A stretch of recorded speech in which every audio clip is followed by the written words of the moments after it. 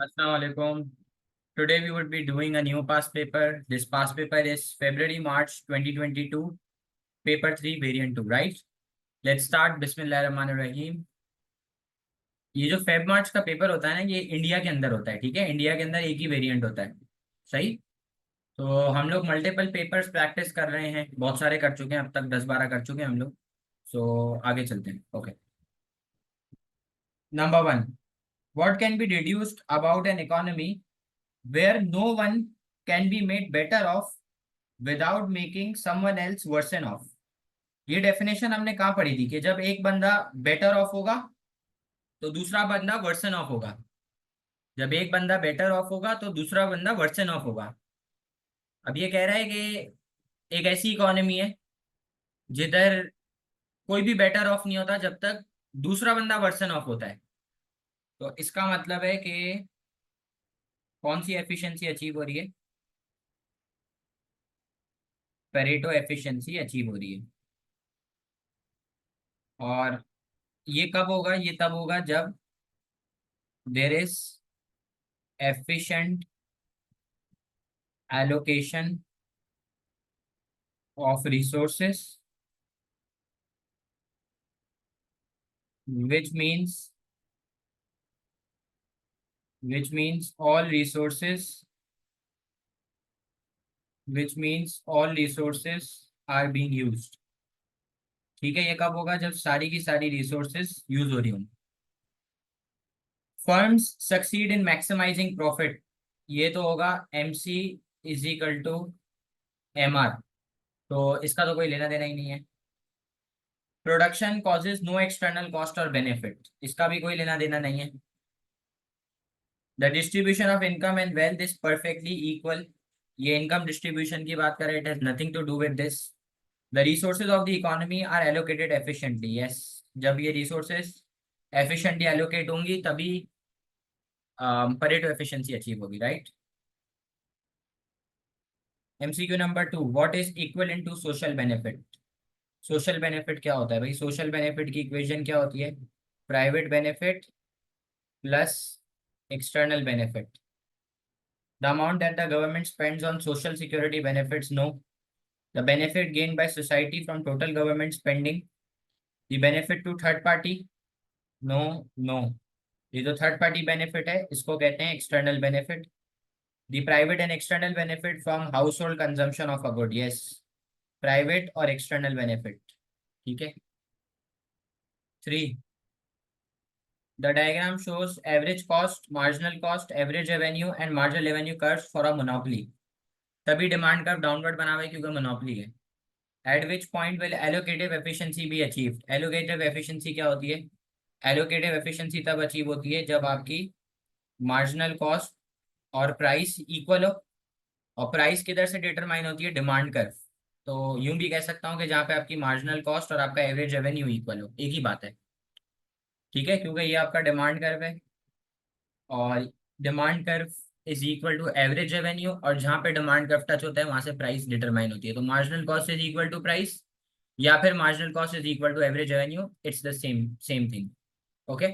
अच्छा, तो अब सवाल कह रहा है कि एलोकेटिव एफिशिएंसी कब अचीव होगी? या तो मार्जिनल कॉस्ट और प्राइस इक्वल हो, या मार्जिनल कॉस्ट और एवरेज रेवेन्यू इक्वल हो, या फिर एमएससी और एमएसबी इक्वल हो। लेकिन वो मार्केट फेलियर की केस में होता है। लेकिन ये डायग्राम बनी हुई है किसकी? ये डायग्राम बनी हुई है मोनोपोली की। तो आए हम लोग देखते हैं। डी वाला पॉइंट एक ऐसा पॉइंट है जिसके ऊपर मार्जिनल कॉस्ट और आपकी एवरेज रेवेन्यू और प्राइस इक्वल है। आंसर इज डी, ठीक है। कुछ इसमें बहस करने का नहीं है। ए वाला क्यों नहीं हो सकता? क्योंकि ए वाला M C is equal to M R है, प्रॉफिट मैक्सिमाइजिंग। बी वाला इसलिए नहीं हो सकता क्योंकि बी वाला इसलिए नहीं हो सकता क्योंकि बी वाले पे एवरेज कॉस्ट और प्राइस इक्वल है, इसको कहते हैं सेल्स मैक्सिमाइजेशन। सी वाला नहीं हो सकता क्योंकि सी वाला जो है वो डिमांड कर्व के भी आगे जा रहा है। आंसर इज डी, ठीक है। डी वाले पॉइंट पे एवरेज को वो क्या कहते हैं, डी वाले पॉइंट पे आपका एवरेज रेवेन्यू और मार्जिनल कॉस्ट इक्वल है, ठीक है। ओके, मार्जिनल कॉस्ट और एवरेज रेवेन्यू इक्वल है। और इस डी वाले पॉइंट पे आपकी एवरेज कॉस्ट भी मिनिमम पर है। तो इसका मतलब है एक तो फर्म को कंसिस्टेंटली इकोनॉमीज ऑफ स्केल के फायदे भी हासिल हो रहे हैं, ठीक है। 4, how can the concept of margin utility explain the shape of the downward sloping demand curve. भाई मार्जिन यूटिलिटी का कॉन्सेप्ट क्या कहता है कि भाई जैसे जैसे यूनिट्स बढ़ेंगे मार्जिन यूटिलिटी डिमिनिश करेगी, ऐसा ही था। तो जरा मुझे याद दिलाओ, प्राइस कम होगी तो क्वांटिटी डिमांड बढ़ जाएगी, क्वांटिटी डिमांड बढ़ी है मतलब यूनिट्स बढ़े, और यूनिट्स बढ़ी है मतलब मार्जिन यूटिलिटी गिर गई। तो जरा बताओ, प्राइस और क्वांटिटी डिमांड के दरमियान भी नेगेटिव रिलेशन, यूनिट्स और मार्जिन यूटिलिटी के दरमियान भी नेगेटिव रिलेशन। तो यूं भी तो कह सकते हैं कि प्राइस अफेक्ट्स मार्जिन यूटिलिटी, ये भी तो कह सकते हैं directly. Consumer taste and preference only change when their spending power increases, no. Extra utility gain from consuming successive units of a good will fall continuously. Satisfaction of consuming one more unit of a good is greater than loss of money spent, no. Total utility gained from buying more and more units of a good will continue to increase indefinitely, no. Total utility increasing rate पे बढ़ती है, decreasing rate पे भी जाती है, maximum भी जाती है, सिर्फ बढ़ती नहीं रहेगी, ठीक है। तो आंसर बी है, एक्स्ट्रा यूटिलिटी हर एक्स्ट्रा यूनिट को कंज्यूम करके जो मिलती रहेगी वो वक्त के साथ साथ गिरती रहेगी। ये कह रहा है, ऑप्शन नंबर बी कह रहा है कि जैसे जैसे यूनिट्स बढ़ेंगे, जैसे जैसे यूनिट्स बढ़ेंगे मार्जिन यूटिलिटी डिमिनिश होगी। Right, okay. 5, 5, X Y is the budget line of a individual consumer, X Y is the budget line of a individual consumer, ठीक है। Which changes would leave the position of X Y unchanged, ये कह रहा है ऐसा कौन सा position होगी जिसमें पोजीशन चेंज नहीं होगी। कंज्यूमर इनकम दिया हुआ है, प्राइस ऑफ गुड एम और गुड एन। मैं आपको दो फीजिबिलिटी हैं, वो दोनों फीजिबिलिटी करवा देता हूँ तो आपका काम हो जाएगा automatic.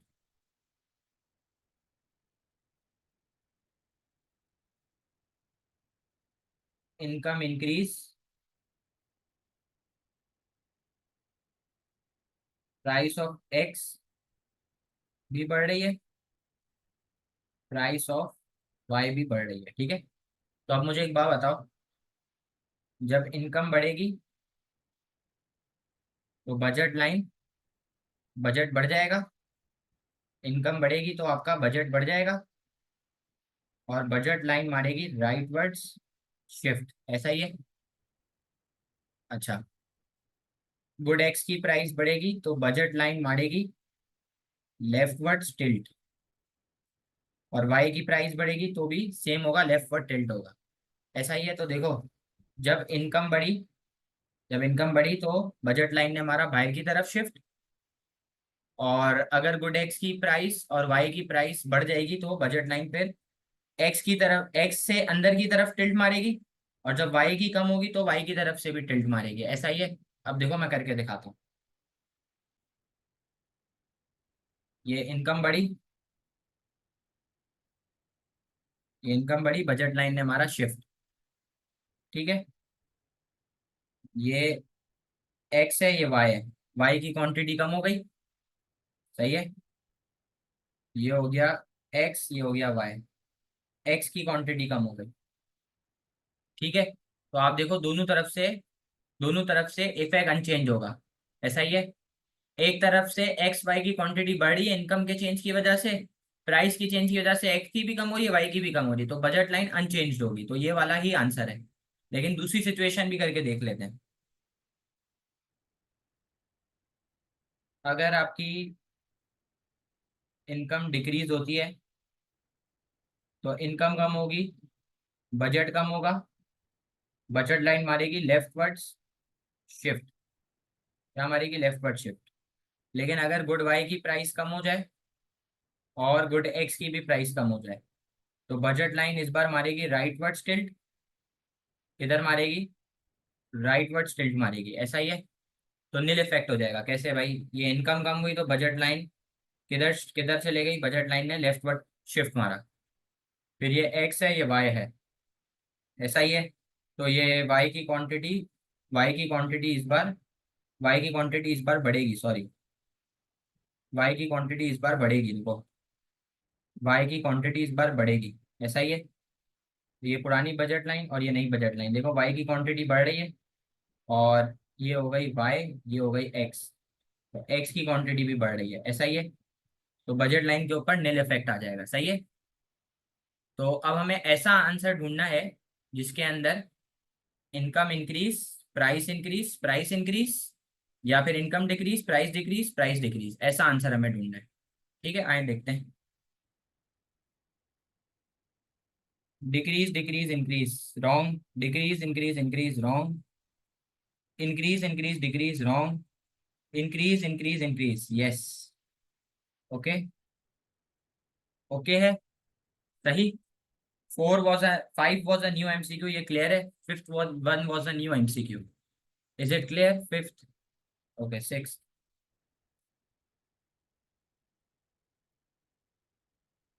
The diagram shows an indifference curve map and two budget line. When the consumer's budget line shift from BL1 to BL2, consumption changes from W to Z। पहले BL1 थी, अब BL2 हो गई। तो भाई बजट लाइन ने मारा है राइटवर्ड्स शिफ्ट। और अभी हमने ऊपर पढ़ा कि इस राइटवर्ड शिफ्ट के पीछे रीजन होगा कि इनकम बढ़ रही है। इनकम बढ़ेगी और अगर वो गुड नॉर्मल गुड होगा तो डिमांड बढ़ जाएगी, और अगर वो गुड इंफीरियर गुड होगा तो डिमांड डिमांड कम हो जाएगी। ऐसा ही है। ठीक है। बजट लाइन ने मारा है राइटवर्ड शिफ्ट। बजट लाइन ने किधर शिफ्ट मारा है? बजट लाइन ने मारा है राइटवर्ड शिफ्ट। ठीक है, बजट लाइन ने मारा है राइटवर्ड शिफ्ट। तो इस बजट लाइन के बढ़ने के पीछे रीजन होगा इनकम का बढ़ना, क्योंकि इनकम बढ़ेगी तो बजट बढ़ेगा ना। तो अब इनकम बढ़ेगी तो ये डिपेंड करता है कौन सा गुड है, नॉर्मल गुड है या इंफीरियर। तो पहले ये कह रहा था कि पहले ये था पॉइंट जेड के ऊपर, डब्ल्यू के ऊपर। अभी आ गया पॉइंट जेड के ऊपर। तो भाई अब देखो, डब्ल्यू के ऊपर वाई की ये क्वांटिटी थी, एक्स की ये क्वांटिटी थी। अभी आ गया है जेड के ऊपर। तो आप देखो जेड के ऊपर अभी आ गया है जेड के ऊपर। तो आप देखो जेड के ऊपर वाई की क्वांटिटी गिर रही है और एक्स की क्वांटिटी बढ़ रही है। तो इसका मतलब है वाई जो है वो इंफीरियर गुड होगा और एक्स जो है वो नॉर्मल गुड होगा। ठीक है। X normal, Y inferior. Answer is A. Okay. ठीक है। सही। 7, small farmers supply all their rice production to a single buyer भाई, single buyer. Which term describes this market structure? देखो बायर है, सेलर नहीं बोला, बायर बोला है इसने। मोनोपोलिस्टिक नहीं। मोनोपोलिस्टिक में तो 20 to 30 फर्म्स होती हैं, ये नहीं हो सकता। Monopoly is single firm. Single firm monopoly भी नहीं है। ठीक है। Monopsony major buyer of labour. Perfect competition नहीं। थाउजेंड्स ऑफ फर्म्स होती हैं। ठीक है। ये कौन सा मार्केट स्ट्रक्चर है? This is monopsony. Okay. 8। 8, a firm operating in imperfectly competitive market decide to change its objective from sales revenue maximization to sales volume maximization। पहले था इसका ऑब्जेक्टिव कि MR 0 होगा तो टोटल रेवेन्यू मैक्सिमम पर होगा। अब इसका ऑब्जेक्टिव से चेंज होके हो गया है कि जहाँ पे एवरेज कॉस्ट और एवरेज रेवेन्यू इक्वल हो। Why might it have decided to do this? इसने ये क्यों डिसाइड करा होगा ये करने के लिए? क्या क्यों डिसाइड करा होगा?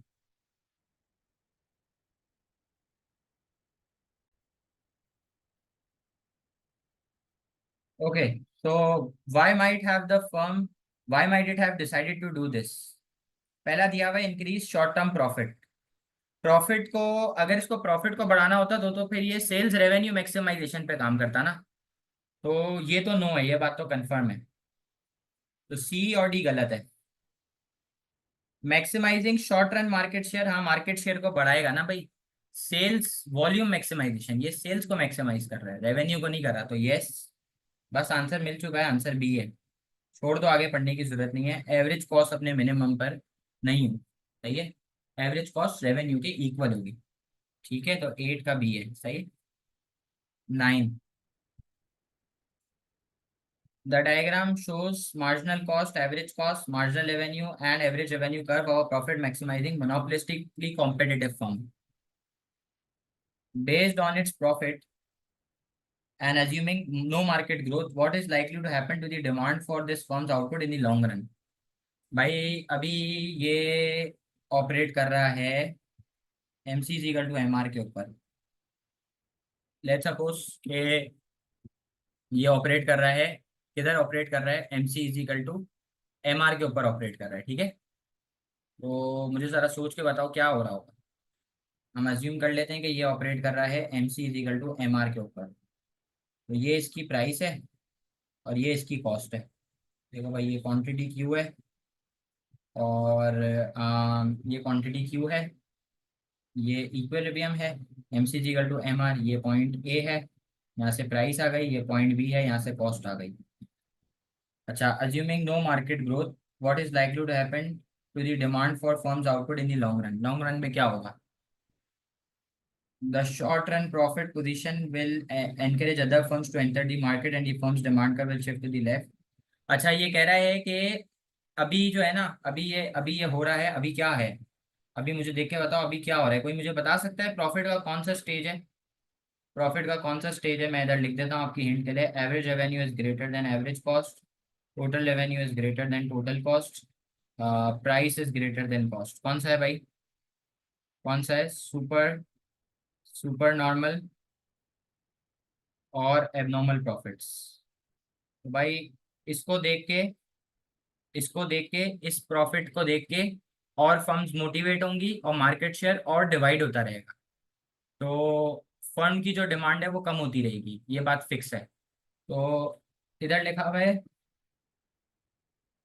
इधर लिखा हुआ है the short run profit position will encourage other firms to exit the market, exit the market. तो सी और डी गलत है, सी और डी गलत है। एग्जिट नहीं होंगे लोग, इस प्रॉफिट के स्टेज को देख के मार्केट में एंटर होना शुरू होंगे, एंटर होना शुरू होंगे। Will encourage other firms to enter the market and the firms demand curve will shift to the left. हाँ, कंपटीशन बढ़ जाएगा, डिमांड कर्व लेफ्ट पे शिफ्ट मारेगा। आंसर सही है, ए है। ठीक है, आंसर ए है। ओके। बी में पढ़ नहीं रहा, बी में लिखा हुआ है डिमांड कर्व राइट पे शिफ्ट मारेगा, ऐसा कुछ नहीं होगा। 10, 10 है, मैं कहता हूँ 10 है, 10 है ट्रिकी, लेकिन 10 में आपको इंशाल्लाह ऐसा कराऊंगा ना, आप याद रखोगे। 10. A monopoly firm is producing output OT and selling its product at OW, thereby maximizing its profit as shown। भाई ये कह रहा है आउटपुट टी बना रहा है, OW प्राइस है और प्रॉफिट को मैक्सिमाइज कर रहा है। तो भाई ये अभी ऑपरेट कर रहा है टी के ऊपर, इसकी प्राइस OW है और इसकी क्वांटिटी OT है। ठीक है, ये बात मान गया। Price OW, quantity OT। ठीक है, तो ये इसका एवरेज कॉस्ट है, ये एवरेज कॉस्ट का कर्व है पुराना वाला, और ये मार्जिनल कॉस्ट है। ठीक है। The government now decides that the firm's operation generates positive externalities, so the firm gives a subsidy. Assuming that the firm continues to seek maximum profit, what will result? ये कह रहा है कि अभी भी ये प्रॉफिट मैक्सिमाइजेशन के ऊपर काम करे। तो अब मुझे बताओ, अब मुझे एक बात बता दो कि जब सब्सिडी मिल रही है तो इसकी एवरेज कॉस्ट किधर शिफ्ट मार रही है, राइटवर्ड या डाउनवर्ड शिफ्ट मार रही है। तो क्या इसकी मार्जिनल कॉस्ट राइटवर्ड शिफ्ट मारेगी, येस और नो? पहले ये जवाब दे दो, यस या नो में। मारेगी, हाँ मारेगी, बिल्कुल मारेगी। जब एवरेज कॉस्ट कम होगी तो मार्जिनल कॉस्ट भी कम होगी, तो इसकी मार्जिनल कॉस्ट भी कम हो जाएगी। और ये कंटिन्यू कर रहा है ऑपरेट करना किधर, प्रॉफिट मैक्सिमाइजिंग लेवल के ऊपर। तो प्रॉफिट मैक्सिमाइजिंग ये लेवल है, तो यहाँ से ऊपर लेके जाऊंगा तो न्यू प्राइस, नीचे न्यू क्वांटिटी आएगी। तो आप देखो, आप देखो कि प्राइस कम हो रही है और क्वांटिटी बढ़ रही है। ठीक है, आप देख रहे हो प्राइस कम हो रही है, क्वांटिटी बढ़ रही है, क्योंकि ये नया वाला पॉइंट हुआ है जहाँ पे आप M C is equal to M R पे ऑपरेट कर रहे हो, क्योंकि इसने बोला है कि फर्म का ऑब्जेक्टिव है कि प्रॉफिट मैक्सिमाइजेशन को कंटिन्यू रखे। The firm continues to produce, पहला option, the firm continues to produce OT, continue to produce OT, no. The firm increases production above OT, yes, and reduces prices, yes. The firm reduces production below OT, no. ठीक है, answer C है कि OT के आगे production करेगा और price भी गिरेगी। ठीक है, लाइव आपको समझ आया आपका क्यों बी गलत हुआ है? 11. In many developed economy, large and small firms often exist side by side in the same industry. What is most likely to explain the survival of the small firm? Small firm के survival का reason बताओ. अच्छा. They often have a wider range of product. No, झूठ कह रहा है. They have a minimum efficient of scale. नहीं. Average cost के कम होने का फायदा. ये एवरेज कॉस्ट के कम होने का फायदा सिर्फ लार्ज फर्म को मिलता है. उनके पास वाइड रेंज ऑफ प्रोडक्ट होती है. नो, ये भी लार्ज फर्म का फीचर है. They pay much higher wages to their staff. They provide a personalise service. Yes, वो पर्सनलाइज सर्विस प्रोवाइड करता है. ठीक है, तो 11 का डी है. 12. What is generally associated with the principal agent problem. एक बार नहीं, 1000 बार बता चुका है कि principal agent problem is basically conflict between two two parties. ठीक है, basically it's a conflict. Directors prefer company growth to generate shareholder dividend. Yes, yes. B C and D are wrong. पढ़ने की जरूरत भी नहीं है. इतनी बार करा चुका हूँ 10. समझो 2-3 पेपर ऐसे होंगे जिसमें प्रिंसिपल एजेंट प्रॉब्लम नहीं है, वरना हर पेपर में ये क्वेश्चन आया है. 13. A government wishes to reduce negative externality caused by the use of coal. Which policy should government use?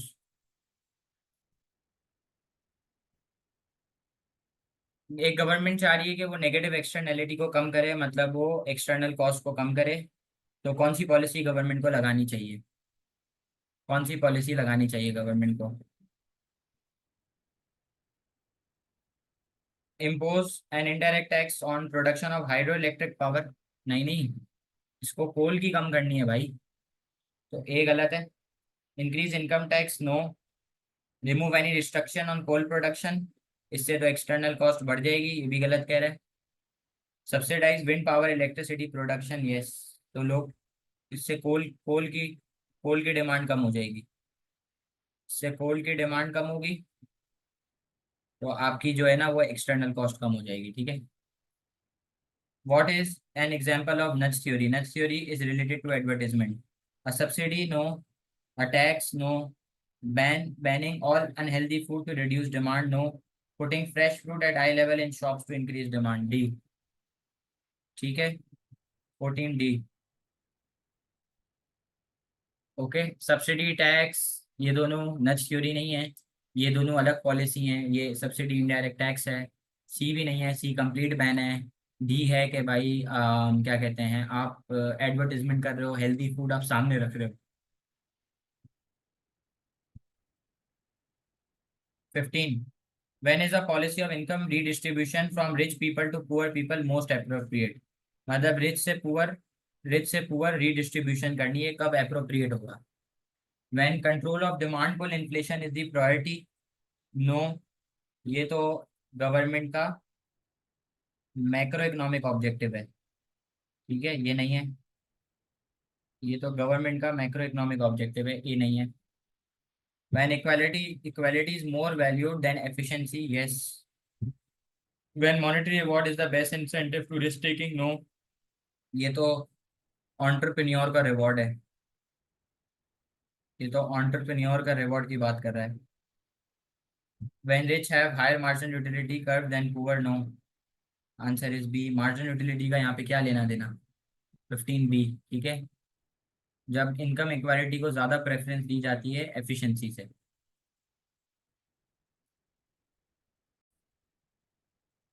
16.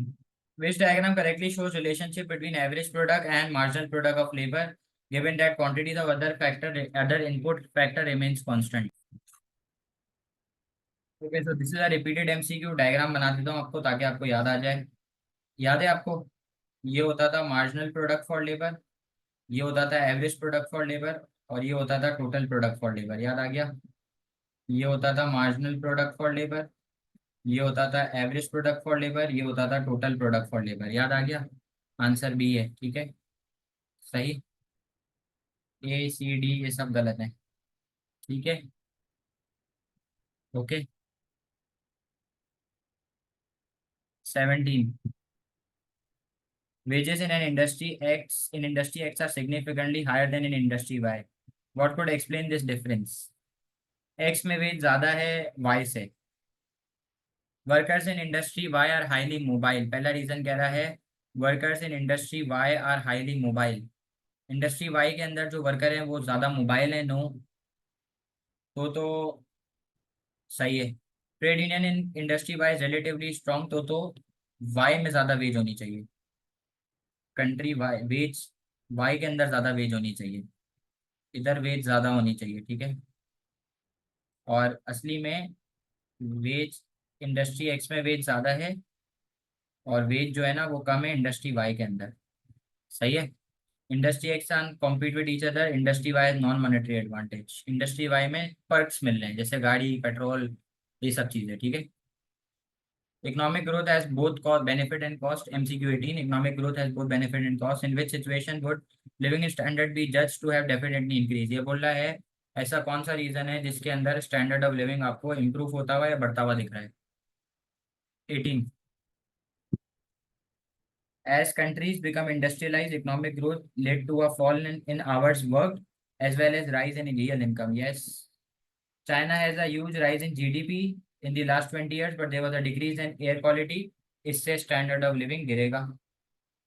इस रीजन से स्टैंडर्ड ऑफ लिविंग गिरेगा क्योंकि एयर की क्वालिटी बेकार हो रही है। Economic growth in high income countries have seen childhood obesity increase but also see increase resources devoted to its treatment. इससे भी स्टैंडर्ड ऑफ लिविंग गिरेगा। In 1990, the 1990 saw a rise in GDP with only a relatively small increase in Gini coefficient. Gini coefficient कम हो गया है, मतलब income income inequality बढ़ रही है, तो आपका जो स्टैंडर्ड ऑफ लिविंग है वो गिरेगा, ठीक है। तो योर आंसर इज ए। सही, आपका आंसर ए हो गया, ठीक है। 19। What is not included in national income account? National income में क्या चीज़ इंक्लूड नहीं होती? ट्रांसफर पेमेंट नहीं होती, ठीक है। No transfer payment, anything which does not affect GDP, anything which does not affects GDP is not included. जिस चीज़ का जीडीपी पे कोई इम्पैक्ट नहीं है वो इंक्लूडेड नहीं है। A gift by a parent to a daughter as a deposit on her apartment. Yes, this is a transfer payment. Answer is A. ठीक है। Earnings of a part time worker in a school, ये होगा। इससे GDP पे effect पड़ेगा, national income पे पड़ेगा। Interest earn on saving account intended for retirement, इससे भी इफेक्ट पड़ेगा। प्रॉफिट्स री इन्वेस्टेड बाय कंपनी, इससे भी पड़ेगा। सही है, ओके।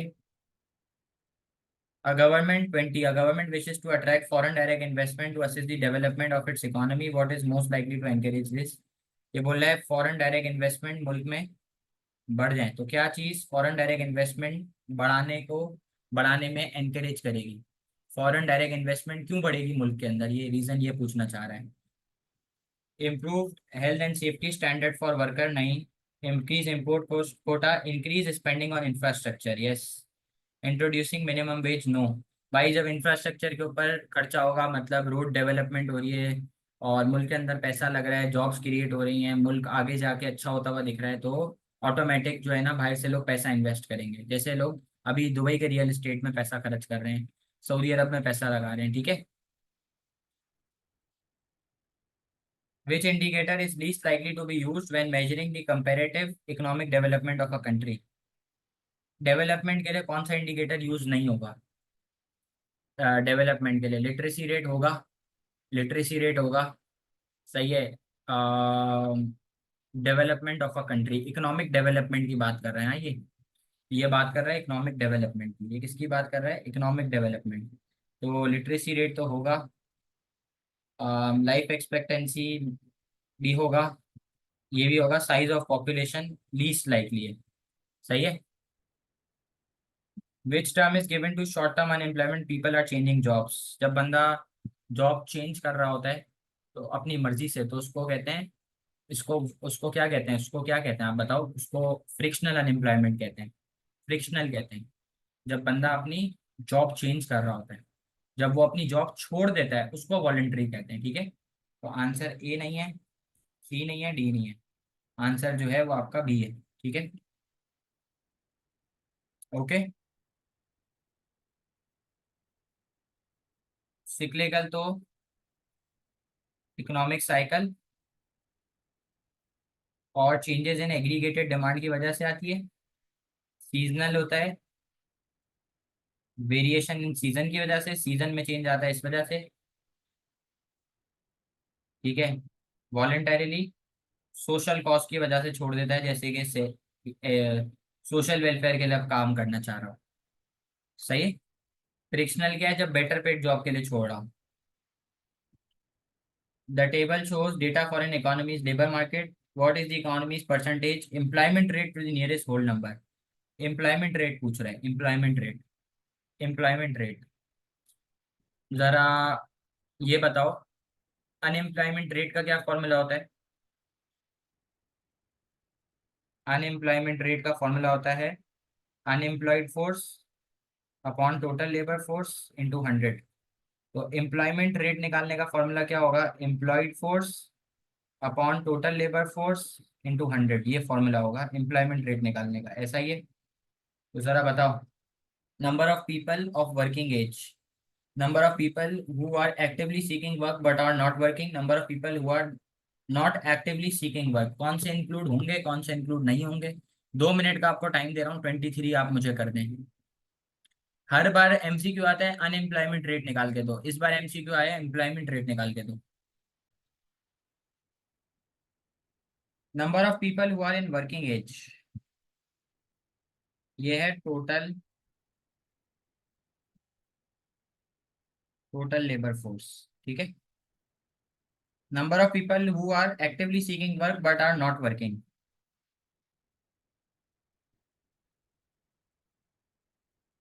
ये है unemployed force. Number of people who are not actively seeking work, ये वो लोग हैं जो काम ही नहीं ढूंढ रहे। तो अनएम्प्लॉयमेंट रेट का फॉर्मूला लगाओ, unemployed force upon total labour force into 100 ना। अनएम्प्लॉयड फोर्स है 2.2। Total, total number of people working age में कितने? 42.7, जिसमें से वो लोग जो काम ढूंढ ही नहीं रहे वो है 9.4। तो जो बच जाएंगे वो काम ढूंढ रहे होंगे ऑब्वियसली। तो ये कितना आएगा भाई, कोई करके दे मुझे। 2.2, 42.7 -9.4, -9.4, 33.3, 33.3 इंटू 100। तो यार ये मैंने निकाला है, ये आया है 6.6%। तो 100% में से 6.6% जो है ना वो अनएम्प्लॉयड फोर्स है। टोटल लेबर फोर्स में से अनएम्प्लॉयड फोर्स 6.6% है। तो जो एम्प्लॉयड है वो 95% है। ठीक है। ओके। ओके। चलो, कैसा गेम करा ना तुम लोगों के साथ? तुम लोगों को बोला आई डिड अलग मेथड से, हाँ हाँ, सब यही बोलते हैं, सब यही बोलते हैं, आई डिड अलग मेथड से। चलिए इधर से। चलो, rapid economic growth is claim by some harm to the environment, which outcome would not harm the environment? कौन से आउटकम से इन्वायरमेंट को नुकसान नहीं होगा? 24 वाला ये पूछ रहा है।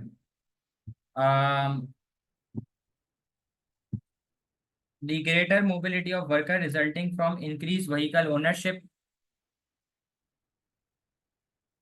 greater mobility of worker resulted from increased vehicle ownership, the greater mobility of worker result from increased vehicle ownership, इससे एनवायरनमेंट को नुकसान होगा, कंजम्पशन बढ़ेगी, एक्सटर्नल कॉस्ट बढ़ेगी। The increase level of income that reduce fertility and family size, इससे नहीं होगा। The relocation of worker from agriculture to manufacturing, बाई मशीन इस्तेमाल होंगी तो एक्सटर्नल कॉस्ट बढ़ेगी। सही है, और इससे एनवायरनमेंट को नुकसान होगा। The use of improve technology to previously natural resources, natural resources को निकालेंगे, इससे भी एक्सटर्नल कॉस्ट बढ़ेगी। इस वाले बी वाले रीजन से आपकी कंट्री की पॉपुलेशन कम होगी। सो 24 इज बी। ठीक है। 25। The diagram shows an increase in aggregated demand and aggregated supply from AS1 to AS2.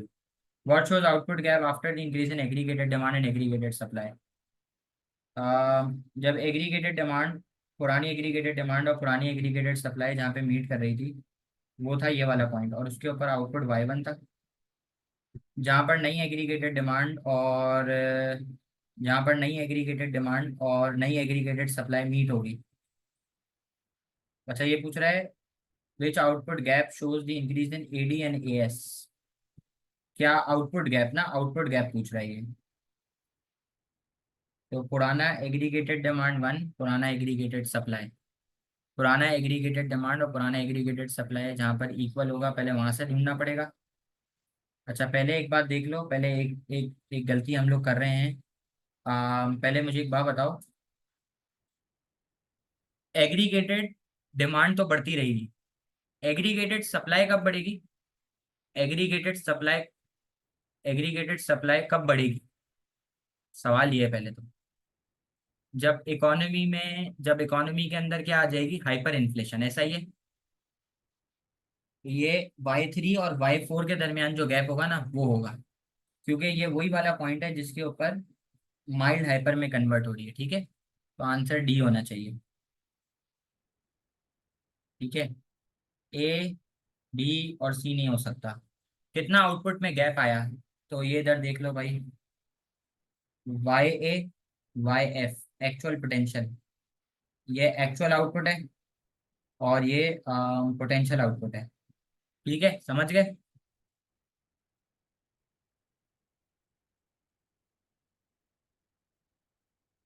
भाई ये आपका पोटेंशियल आउटपुट है जो मैंने पर्पल पेन से मार्क करा है। मैक्सिमम आप ये बना सकते हो, मैक्सिमम आप Y4 बना सकते हो। और उससे पहले जो आपकी प्रोडक्शन थी वो Y3 के ऊपर ये वाले यूनिट्स थे। ठीक है, ग्रीन पेन से जो मैंने मार्क करे हैं। तो इतने का आउटपुट में फर्क आया ना भाई।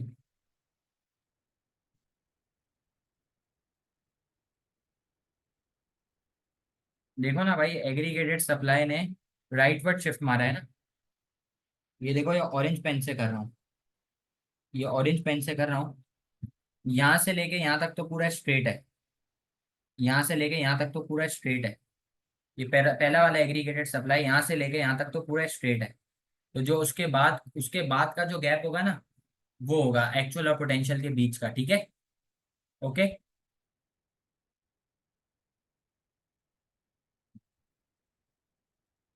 ये देखो,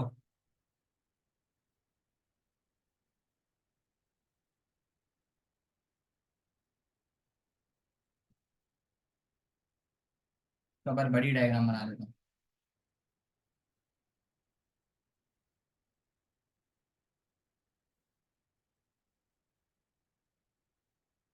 ठीक है, अब LRAS ने शिफ्ट मारा, अब LRAS ने शिफ्ट मारा। अब बताओ कितने का गैप आया? YA से लेके YF तक, समझ गए?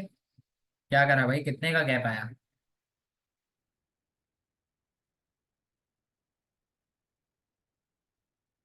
ठीक है, which statement would be associated with Keynesian economic theory? Keynesian के रिलेटेड कौन सी वाली स्टेटमेंट है? 26 ये पूछ रहा है। अ change in money supply is main determinant of rate of inflation, ये कीनीजियन नहीं है भाई, ये कीनीजियन नहीं है, ये मोनेटरिस्ट है। When unemployment falls below its natural rate, there is upward pressure on price, ये भी भाई कीनीजियन नहीं है, ये मॉनेटरिस्ट की स्टेटमेंट है। कीनीजियन मॉनेटरिस्ट के स्टेटमेंट्स के ऊपर मैंने एक वॉइस नोट है 6-7 मिनट का, मैं वो भेज दूंगा, जिसमें बहुत डिटेल में बताया हुआ है, तो देख लेना। Total spending in the economy affects real output and employment in the short run. Yes, ये कीनीजियन का है ना, ये कहता है कि भाई अगर कल स्पेंडिंग बढ़ेगी, कंजम्पशन बढ़ेगी, तो उससे एम्प्लॉयमेंट, आउटपुट, इन्फ्लेशन रेट के ऊपर फर्क आएगा। यस, ठीक है। ए, बी गलत है, D. wages and price are flexible, so output will always return to its equilibrium wage rate, ये भी monetarist है। ठीक है, तो 26 का सी होगा। ठीक है, 27, in a closed economy with no government sector the multiplier shows the impact of a change in, कोई कोई गवर्नमेंट की इंटरवेंशन नहीं है, मतलब टू सेक्टर इकोनॉमी ये कह रहा है।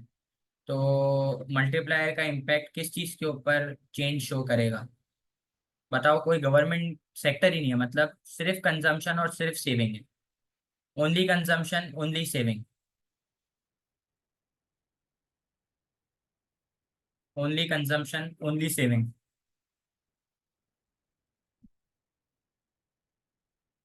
कंजम्पशन टू इन्वेस्टमेंट, इन्वेस्टमेंट और national income, national income to consumption, national income on investment. No 27B। Income, investment on income, ठीक है। क्यों? क्योंकि मुझे बताओ जरा, टू सेक्टर है, Y is equal to A, income consumption में और सेविंग में हो रही है, और एग्रीगेटेड एक्सपेंडिचर दो है, सी प्लस आई। कंजम्पशन कंजम्पशन कट जाएगी तो सेविंग और इन्वेस्टमेंट रह जाएगा। तो जितने से इन्वेस्टमेंट बढ़ेगी उतने से इंजेक्शन बढ़ेगा, उतने से नेशनल इनकम बढ़ेगी, इसलिए और आंसर इज बी। ठीक है, समझ आया? 28। In year one, country X and Y are each in balance of payment equilibrium. In year two, country X, an exporter of oil, raises the price of its oil, which increases its foreign earning by 500 million, half of which is deposited in bank in country Y. ये अगर है भाई, year one के अंदर x और Y दोनों equilibrium के अंदर थे, ठीक है। अच्छा, ईयर टू के अंदर कंट्री एक्स ने प्राइस बढ़ाई, जिसकी वजह से उसकी फॉरेन अर्निंग जो है ना 500 की, 500 से बढ़ गई। सही है। और वो इसने डिपॉजिट कर दी है वाई की बैंक के अंदर। Country wise an important buyer of X oil and the price rises, increase its foreign expenditure by 400। Country Y एक बायर है, कंट्री वाई एक बायर है, ठीक है, और इसका एक्सपेंडिचर बढ़ रहा है, तो 400 मिलियन है, बायर है ये, ठीक है। सही। तो अब इसने क्या बोला था, इसने सिर्फ बोला है कि इसका एक्सपेंडिचर बढ़ रहा है, और इसने एक्स के बारे में क्या बोला था कि 500 से बढ़ रहा है, और 500 का आधा इसने वाई में रिकॉर्ड कर, वाई वाई में रखा हुआ है, इसने आधा वाई में रखा हुआ है, ठीक है। तो -400 +250, और आधा जो है ना, आधा आधा जा भी रहा है, तो इधर भी -250 होगा ना, सेट ऑफ करना पड़ेगा, कंपैरिजन हमेशा लाइक विद लाइक होता है। तो ये आ जाएगा +250 मिलियन, और ये आ जाएगा -150 मिलियन। तो आंसर ढूंढ लें आप, सी। ठीक है, A, B and D is wrong, answer is C. समझ आया? इसने बोला 500 रुपये इसने कमाए हैं एक्सपोर्ट करके, तो एक्सपोर्ट करेंगे पैसा आएगा, और आधा इसने वाई की बैंक में रखा, तो एक्स में से आधे निकाल के वाई में फेंक दिए, तो एक्स के लिए माइनस, वाई के लिए +250। फिर इसने बोला कि वाई जो है ना वो बायर है, वो बाय करता है, तो उसका खर्चा बढ़ रहा है, तो ऑलरेडी माइनस में। ठीक है। What does the Laffer curve shows? What does the Laffer curve shows? Curve shows the relationship between tax rate and tax revenue. So your answer is C. Okay. Um, the relationship between rate of inflation and unemployment, ये तो होता है Phillips curve. B. The relationship between rate of interest and speculative demand for money, नहीं, ये भी नहीं हो सकता, ये liquidity preference curve है. The relationship between how goods can be produced in an economy with given resources, ऐसा कुछ भी नहीं है. ठीक है, 30। चलें, लास्ट एमसीक्यू आप करके दें। द टेबल शोज की macro economic indicator for country in 2018, what can be concluded from the table? ये इकोनॉमिक ग्रोथ दिया हुआ है, या अनएम्प्लॉयमेंट रेट, या इन्फ्लेशन रेट, ये current account balance. Argentina, China, Italy, US. Okay, find me.